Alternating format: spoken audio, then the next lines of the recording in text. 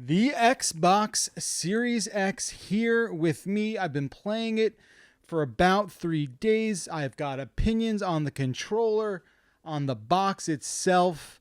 And what I'm going to do is I'm going to talk to my good friend Michael Higham over at Gamespot. He has a Series X as well. We've been both testing it at the same time. We're going to have a conversation and pretty much go over everything we're allowed to talk about.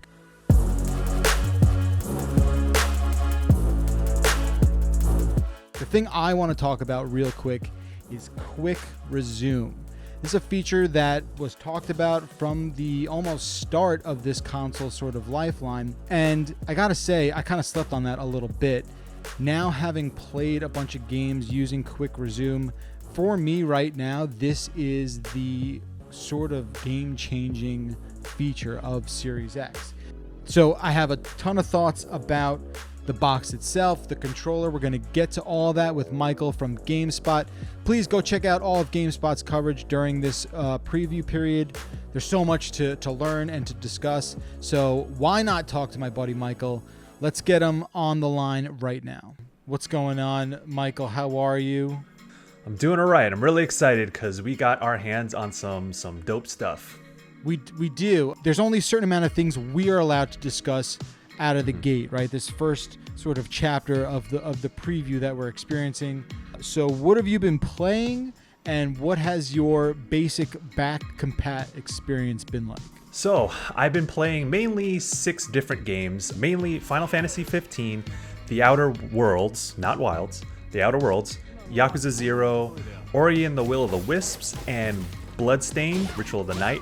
Right now, it's all Xbox One games, nothing Series X specific so far. Right. So that's important to point out. We don't have access to Series X games just yet. I even went back to do a couple 360 games to see just how far back I could go. I need everyone to know I've played Cameo on Xbox Series X, and you didn't. So you're probably really jealous because I was able to do that. I also played Red Dead Redemption 2. I played Control, and I couldn't get Doom 2 to work. That wasn't working. So yeah, I mean, I guess I want to know your general sort of experience with all that. Yeah, I think I want to point to one specific example is Final Fantasy 15. I know that because I was actually playing side by side with the Xbox One X, and I did notice a lot more consistency in performance. I noticed that on the One X, there are frame drops. I would feel it's about 45, 50, 40 frames per second. That's on the One X. When I play on the Series X, consistent 60 across the board, no frame drops. But to back it up a little bit, that is one case in where there is a tangible benefit, even without Series X specific enhancements. That's just because the hardware is a lot better and it can handle that sort of thing. But these are currently case-by-case basis. I know that with Outer Worlds, it's locked at 30, so if you play on Series X, if you play on One X, it's gonna cap at 30. We were trying to figure out, do these games, will they automatically just sort of adapt to something like 120 hertz? Seems like nothing that we have right now, though, is able to run at 120 hertz, which is sort of a bummer, but apparently that might change soon. Yeah, so again, this is a preview phase. Not everything is implemented as if it would be on launch day. So that's why they keep telling us that these are non-final builds, but 120 hertz is coming. When it comes to performance and benefits that you don't even have to think about and just experience, I think it's time to talk about load times, Jeff. Let's do it. Home man, okay? I did a lot of testing yesterday, and I'm not gonna lie, Michael, I was kind of blown away.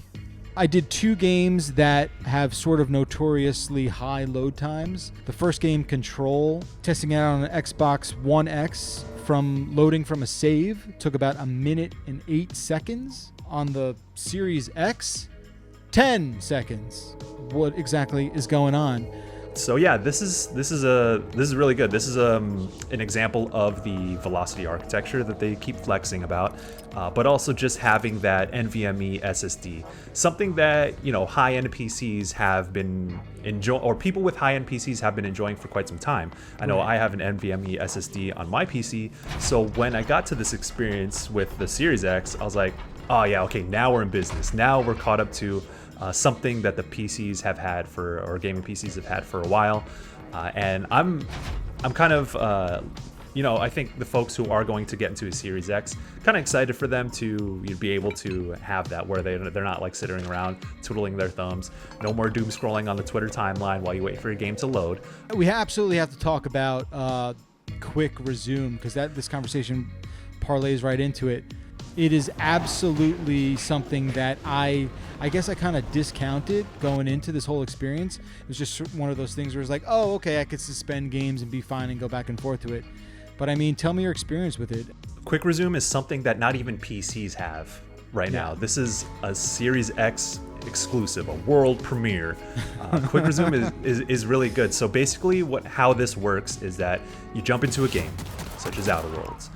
You press the home button, and then you just go to your games, select something else. It'll suspend the game that you're currently in, boot up the next one.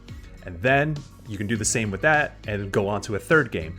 And then do the same thing, go on to a fourth game. And then do that and go on to a fifth game. So you have 5 game states suspended. Yeah, they just sort of get, frozen in time. And, I'm assuming that if you kind of hit the threshold chronologically, the last game you played that was suspended kind of just gets wiped out.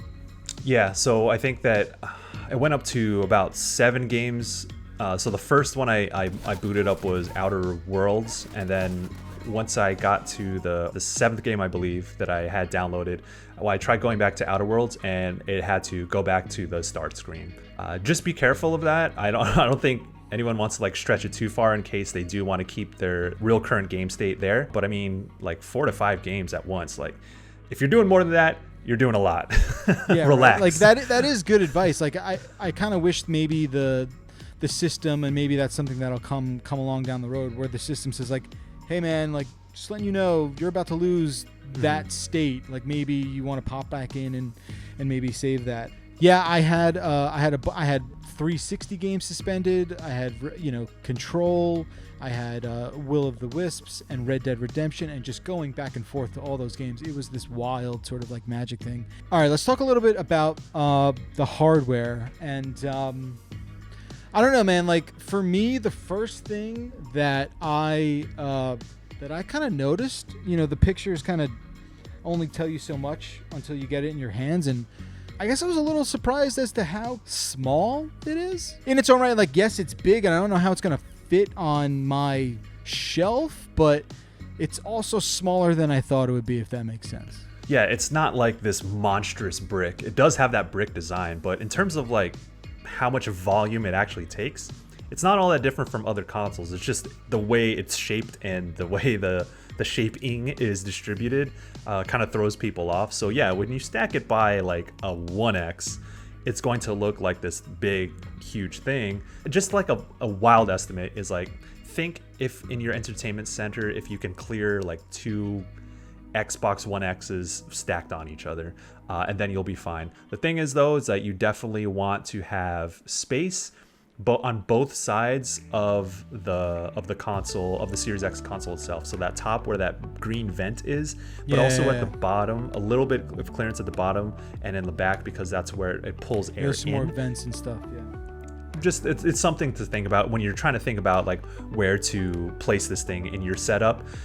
I don't think it's a deal breaker at all. No. If you want a Series X, you're gonna get one. You're gonna figure out where to put it. Exactly. You'll figure out how to place this thing. But yeah, it's a very simple design. Let's go into the controller a little bit.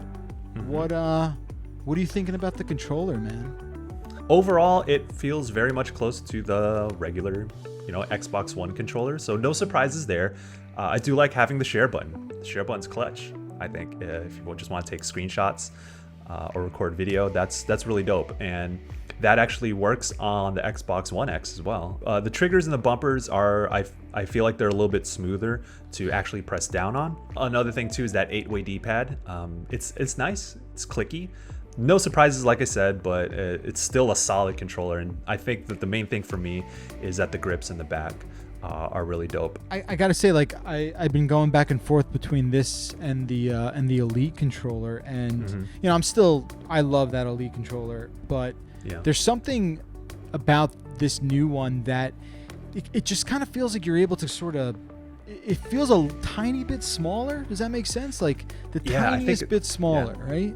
Yeah, I think Xbox has said that it's like a fraction smaller. Like if you put them side by side, you probably won't notice, but Yeah. I think that getting them in your hands over time, you will kind of feel a little bit more compact. I was playing Will of the Wisps with the D-pad. It's definitely obviously not as mushy. I felt like the older one was a little mushier. I'm sort of still on the fence about it. You know, for me, I do sort of just like the plus for the D-pad without the in between sort of directions. That's a preference thing, but I just one thing I wanted to point out: the controller I got has kind of like a sticky left trigger.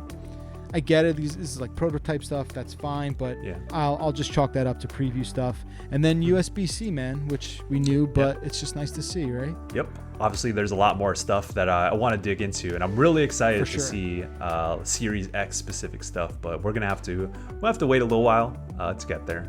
Well, yeah, man. This has been great. Thanks for taking the time. I know it's been a hectic week. There's a lot to cover. Where can we find GameSpot's continuing coverage on the Series X? Yeah, you can go to Gamespot.com for all that good stuff. I'm going to have a full featured article about many of the things we talked about, maybe in some more depth. We also have a load time comparisons. I know that we talked about it here, but you can see that in action. You can get the numbers there. Also, we're going to have some things on Quick Resume, so you can see how that works in action. Articles and videos, and you can also check out the video stuff on our YouTube page at GameSpot there. So, yeah. I can't thank you enough, man. This has been a lot of fun. Miss getting to see you guys. This is the next best thing. So thanks for doing this, Yep. man. Of Make course. sure you stay tuned to our coverage and to GameSpot's coverage. Michael just outlined what will be going on. That's going to do it for us. We got more to test out, more to play. So until next time, thanks so much for watching. We'll see you soon.